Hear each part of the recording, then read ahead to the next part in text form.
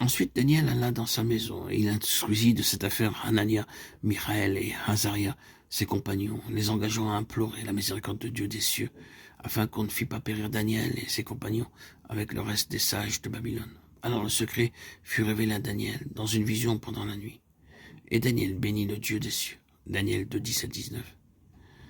Le témoignage des autres croyants peut être une preuve de la volonté de Dieu.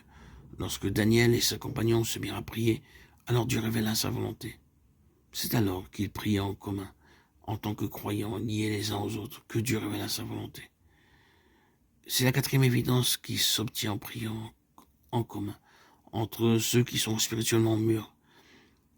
Ainsi, nos frères ici ont prié ensemble afin de s'assurer de la volonté de Dieu. Ils ont le privilège de prier en commun entre frères qui ont une certaine maturité spirituelle.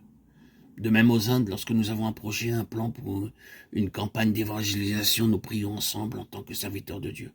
Et nous attendons patiemment au Seigneur jusqu'à ce que nous ayons tous la même pensée, le même témoignage.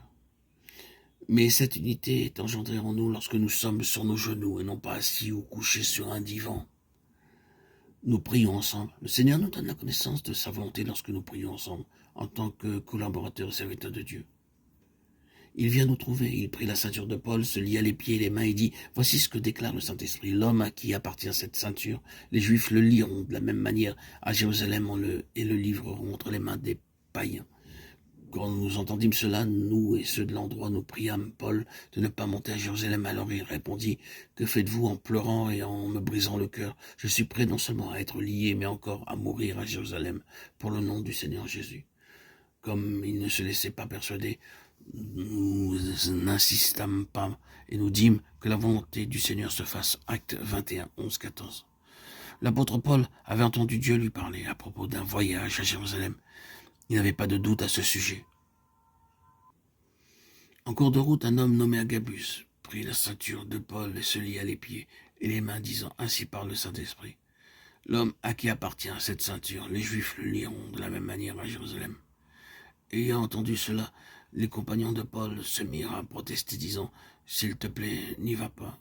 Nous avons tellement besoin de toi. » Et Paul répondit « Que faites-vous en pleurant et en me brisant le cœur?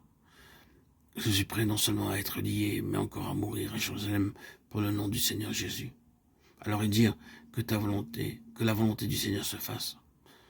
Lorsque vous aurez reconnu la volonté de Dieu, vous n'aurez ni crainte, anxiété, mais au contraire une foi forte. Il vous prendra en charge avec tous vos besoins pour tout ce qui vous concerne.